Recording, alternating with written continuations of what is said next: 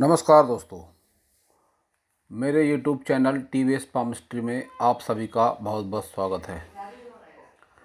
दोस्तों, यह एक 27 वर्षीय युवक का हाथ है जो पुलिस विभाग में कार्यरत हैं। इनके हाथ को देखकर आज हमें जानने का प्रयास करेंगे कि हस्तरेखा विज्ञान इनकी हस्तरेखाओं के बारे में क्या क्या कहता है। तो शुरू करते हैं इनकी हथेली के साइज से। इनकी हथेली का साइज एक चौकोर और रेक्टेंगल श्रेणी की हथेली है इनकी। ऐसे हाथ वाले लोग बहुत मेहनती नेचर के होते हैं और बहुत ही हिम्मती स्वभाव के होते हैं। साथ ही मानसिक कार्य भी ऐसे लोग कर सकते हैं। अब बात करते हैं इनके सभी उंगलियों की। तो सबसे पहले देखते हैं इनकी गुरु फिंगर। सबसे पहले देखते हैं इनकी बुध फिंगर। बुध फिंगर की लंबाई सूर्य फिंगर के तीसरे पोर तक पहुंच रही है।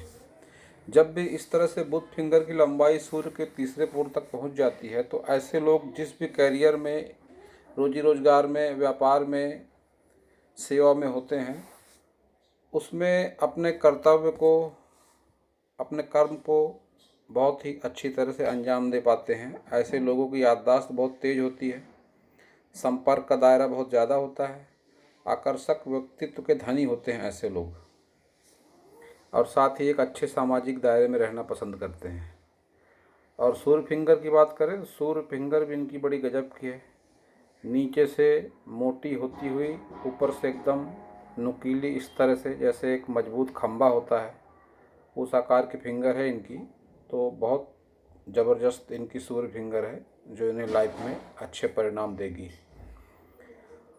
और इनकी शनि फिंगर भी उसी तरह से लंबाई मोटाई में बहुत अच्छी है, तो शनि के तरफ से इन्हें बहुत ज़्यादा प्रतिकूलता का सामना नहीं करना पड़ेगा।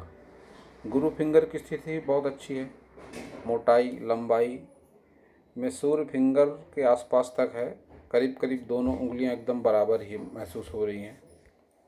ये इनकी गुरु फिंगर, ये इनकी सूर्य फिंगर, दोनों की लंबाई एक जैसी हो रही है। तो ऐसे लोग जब भी लाइफ में कोई डिसीजन लेते हैं तो बहुत ठंडे दिमाग से लेते हैं, सोच समझ कर लेते हैं, और इनके लिए गए डिसीजन अक्सर सही साबित होते हैं। और डिसीजन लेने में ऐसे लोग किसी की सलाह लेना कम पसंद करते हैं। अपने लाइफ का डिसीजन खुद ऐसे लोग लेते हैं। अब तुरंत दान महाकल्याण में यकीन रखने वाले ऐसे लोग होते हैं, पूछता हूँ बताता हूँ वाला अंदाज इनका नहीं देखा जाता है। और अब बात करते हैं इनके अंगूठे की। तो अंगूठे की लंबाई कम है इनके हथेली के मुकाबले। तो कभी कभी इच्छा शक्ति में कमी देखी जाती है। इच्छा शक्ति वाले पोर पर आड़ी लाइनें हैं। तर्क शक्ति में भी कमी देखी जा सकती है। कई बार ऐसे हालात बनते हैं कि खुद सही रहने के बावजूद भी अपने आप को सही साबित करना ऐसे लोगों को नहीं आता है। ये इनके हाथ का माइनस पॉइंट कहा जा सकता है। और जब भी इस तरह से भाग बाहर निकलता है अंगूठे के नीचे वाला, तो ऐसे लोग बुद्धिमान, चतुर, चालाक, कुशाग्र बुद्धि के होते हैं। इन्होंने एक सवाल पूछा है कि पुलिस विभाग में हूँ, आगे तरक्की होगी या नहीं होगी। तो इन उंगलियों में ही इनका जवाब है। मैं बताने का प्रयास करता हूँ आपको कि जब इस तरह से उंगलियाँ लंबाई में छोटी होती है हथेली के मुकाबले, तो ऐसे लोग 10-5 लोगों पर अपना वर्चस्व रखने वाले होते हैं। तो 10-5 लोगों पर वर्चस्व तो कोई उच्च अधिकारी ही रख सकता है। फिलहाल कांस्टेबल के पद पर कार्यरत हैं, कांस्टेबल की ड्यूटी कर रहे हैं, लेकिन इनके जीवन में निश्चित रूप से तरक्की की संभावना बनी हुई है। उच्च अधिकारी के पद पर यह एक न एक दिन ज़रूर आसीन होंगे। तो इनके सवाल का जवाब तो यहीं पर मिल गया। आगे भी और बहुत सारी बातें हैं जो इनके हाथ में तरक्की के संकेत दे रही हैं। तो विषय को आगे बढ़ाते हैं। अब बात करते हैं सभी प्रमुख पर्वतों की। तो सबसे पहले देखते हैं इनका बुध पर्वत। बुध पर्वत इनका अच्छा है, मीडियम कहा जा सकता है। सरकारी सेवा में है ये, वैसे भी बुध पर्वत पर ज़्यादा ध्यान ना भी दे तो बहुत ज़्यादा अच्छी बात है। बुध पर्वत व्यापार वाणिज्य में जो लोग होते हैं उन्हें इनके फ़ायदे नुकसान ज़्यादा होते हैं। तो सेहत को लेकर थोड़ा बहुत 19-20 कभी कभार हो सकता है, बाकी बुध पर्वत इनका बढ़िया है। और खड़ी लाइनें भी चल रही हैं बुध पर्वत पर, जो इस बात का संकेत है कि वर्तमान समय में भी इनको धन से संबंधित समस्या का सामना नहीं करना पड़ रहा है और आगे भी नहीं करना पड़ेगा। इस तरह के निशान इनके हाथों में बने हुए हैं। तो अब बात करते हैं सूर्य पर्वत की। सूर्य पर्वत भी इनका अच्छा उभार लिए हुए है। जब इस तरह का अच्छा सूर्य पर्वत होता है तो ऐसे लोग सरकारी सेवा में जाते ही हैं। इनकी प्रोग्रेस एक मिडिल एज के बाद बहुत अच्छे स्वरूप में अवश्य होगी, लेकिन जो वर्तमान उम्र है इनकी और जो कांस्टेबल के पद पर कार्यरत हैं, सरकारी विभाग है, तो ये लाइन स्पष्ट रूप से दिख पड़ती है कि इन्हें सरकारी सेवा में पहुंचाने का योगदान इस लाइन को है, मंगल पर्वत से सूर्य पर्वत तक रेखा। तो इस लाइन ने ही इन्हें सरकारी विभाग तक पहुंचाया और आगे भी यह इन्हें तरक्की देगी। मंगल पर्वत से सूर्य पर्वत पर रेखा अक्सर खिलाड़ियों के हाथ में, जो मिलिट्री में जाते हैं उनके हाथ में, पुलिस विभाग में जाने वाले लोगों के हाथ में, या तो जो साहस से संबंधित जितने भी कार्य होते हैं, थल सेना, जल सेना, वायुसेना, इस तरह के कार्यों में जो सेवा में जाते हैं उनके हाथों में ये लाइन पाई जाती है। तो अब बात करते हैं इनके शनि पर्वत की। शनि पर्वत भी इनका बढ़िया है, थोड़ा उभार लिए हुए है, जो इनके स्वभाव में गुस्से का प्रतीक माना जाएगा। जब शनि पर्वत पर उभार होता है तो ऐसे लोग थोड़े गुस्सैल स्वभाव के होते हैं। और गुरु पर्वत भी इनका अच्छा है, इनकम्प्लीट गुरु वाला है, जो धार्मिकता को बढ़ावा देने का संकेत दे रहा है। और यह लाइन भी तरक्की की लाइन मानी जाती है। ऐसे लोग अपने बलबूते पर संपत्ति का निर्माण भी करते हैं। जिस तरह से लाइनें चल रही है इनके गुरु पर्वत पर, तो यह आर्थिक प्रगति के लिए बहुत शुभ मानी जाती हैं इस तरह की लाइनें। और बात करते हैं मंगल पर्वत की।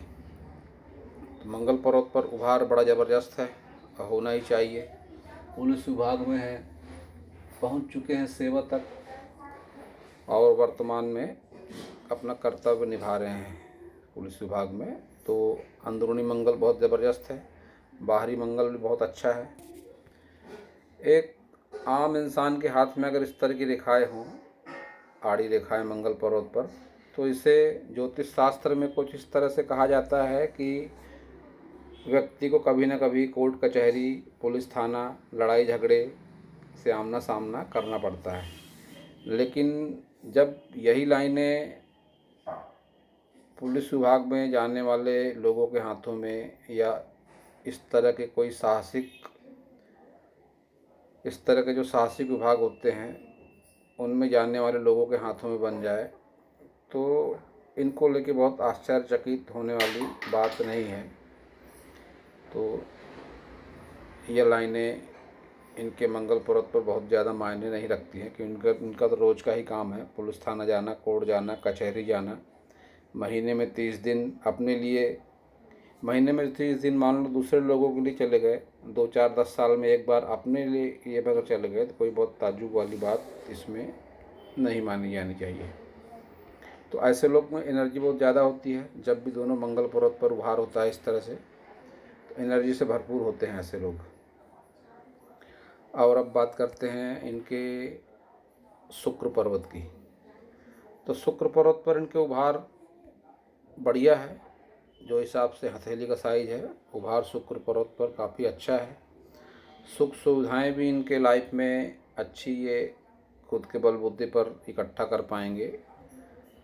और इस तरह से जब खड़ी लाइनें चलती हैं तो व्यक्ति की कर्मठता का प्रतीक मानी जाती है, भविष्य में कोई निवेश का प्रतीक मानी जाती है, मजबूत इच्छा शक्ति का प्रतीक मानी जाती है।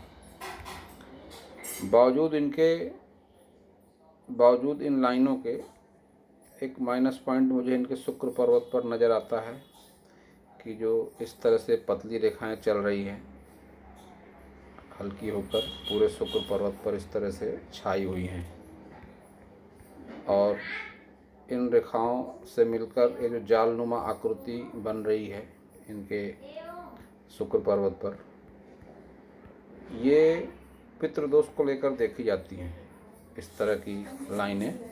तो अगर इनके पास इनकी कुंडली है तो किसी ब्राह्मण को दिखाएं, वह इनकी समस्या का उचित समाधान अवश्य करेंगे, क्योंकि जब इस तरह से शुक्र पर्वत दूषित होता है तो ऐसे लोगों के जीवन में, वैवाहिक जीवन में तनाव, संतान सुख में बाधा या कैरियर में कोई अड़चन, मानसिक तनाव, इस तरह के संकेतों को लेकर इस तरह की लाइनें देखी जाती हैं।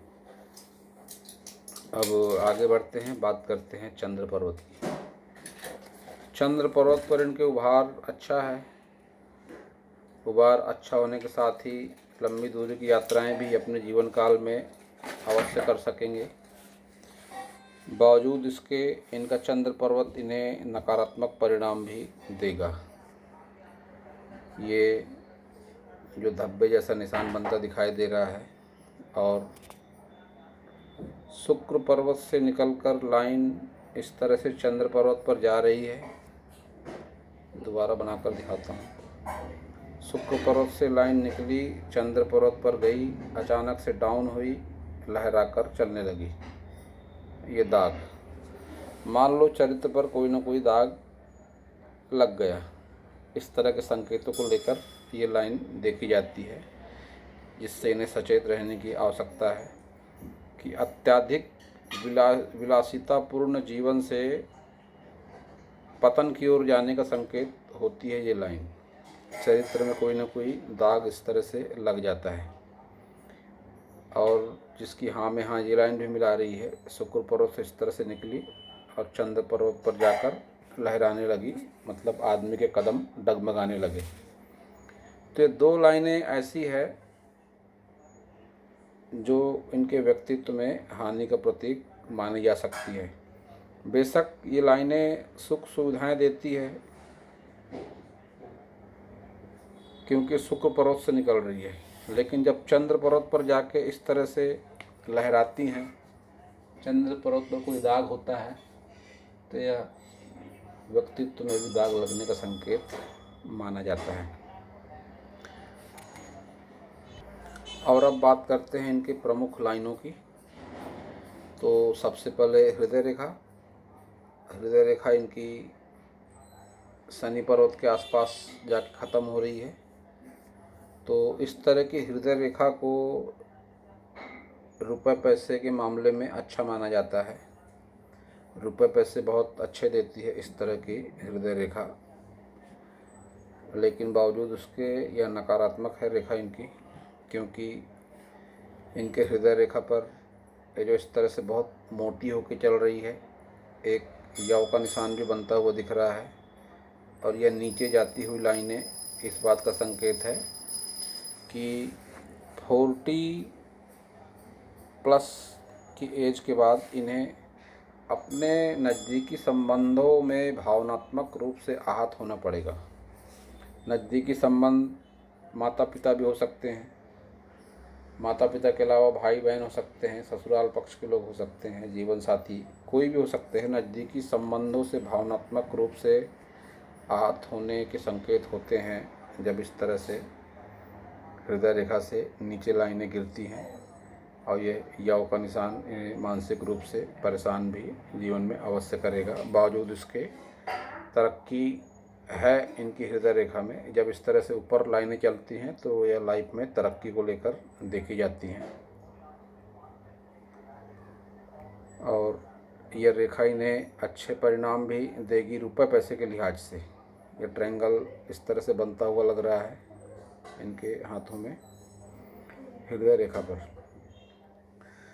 तो इस तरह से मिली जुले परिणामों वाली हृदय रेखा है इनकी। भावनात्मक संबंधों में आहत करेगी, इन्हें मानसिक रूप से परेशानी भी देगी, साथ में तरक्की भी देगी। और अब बात करते हैं इनके मस्तिष्क रेखा की।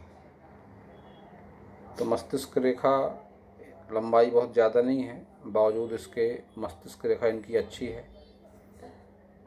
थोड़ी लहरा कर चल रही है, तो कभी कभी मन डामाडोल स्थिति में रहता है, यहाँ जाऊँ वहाँ जाऊँ, ये करूँ या ना करूँ। इस तरह की स्थिति, ऐसी मस्तिष्क रेखा जब होती है तो व्यक्ति के जीवन में ज़रूर आती है। अब जीवन रेखा की अगर बात करते हैं तो जीवन रेखा की लंबाई बढ़िया है।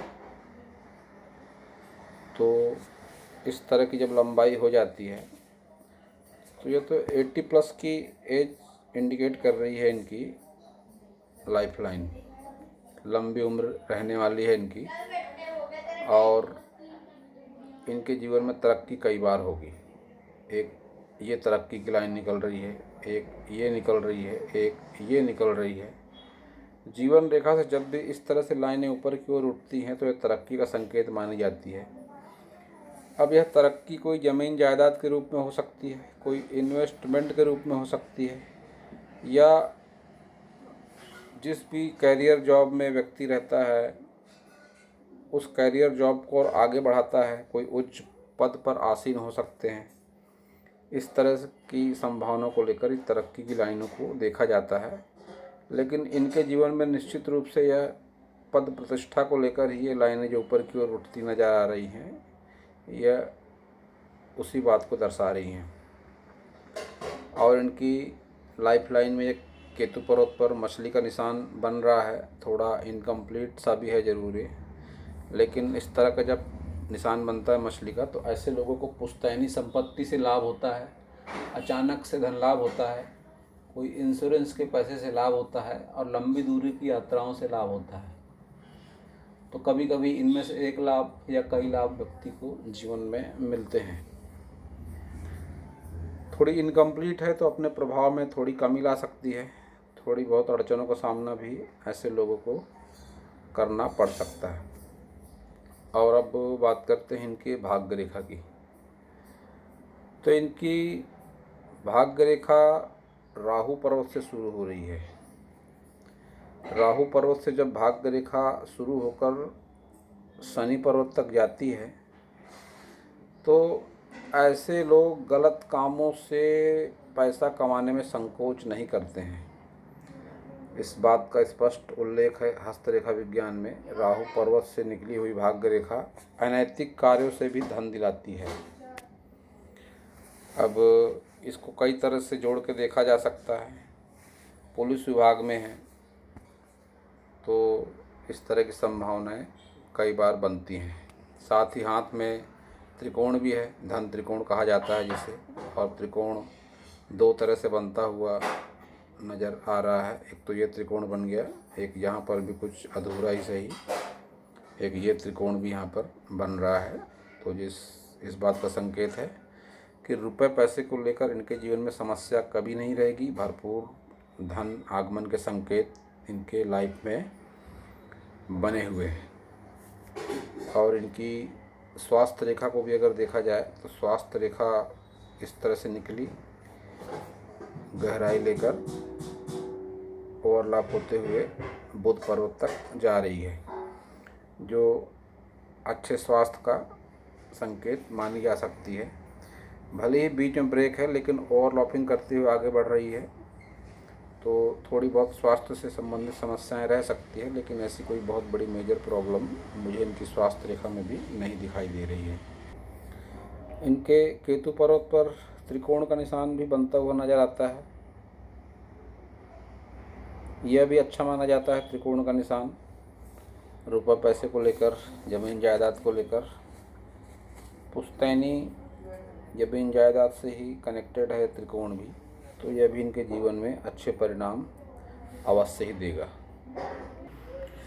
एक बहुत अच्छी लाइन है इनके हाथ में, ये जो शॉर्ट टुकड़ा चल रहा है इसे संजीवनी रेखा कहा जाता है।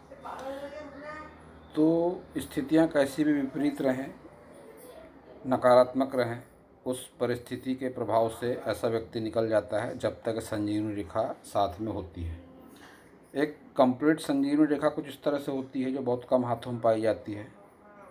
तो यह पूरी ज़िंदगी व्यक्ति का सपोर्ट करती है, कैसी भी विपरीत परिस्थितियां रहें व्यक्ति के साथ में एक सकारात्मक शक्ति होती है, दैवी शक्ति, जो सदैव उसके साथ में चलती है और वह व्यक्ति परिस्थिति के बुरे प्रभाव से निकल जाता है। लेकिन इनके हाथ में वह रेखा का एक टुकड़ा बना हुआ है, तो ये टुकड़ा भी अच्छे परिणाम देता है। जिस एज तक ये टुकड़ा रहेगा उस जीवन काल में, उस उम्र में यह प्रोटेक्शन देता है संबंधित व्यक्ति को। इनके हाथों में 2 रिलेशनशिप लाइनें दिखाई दे रही हैं इस तरह से।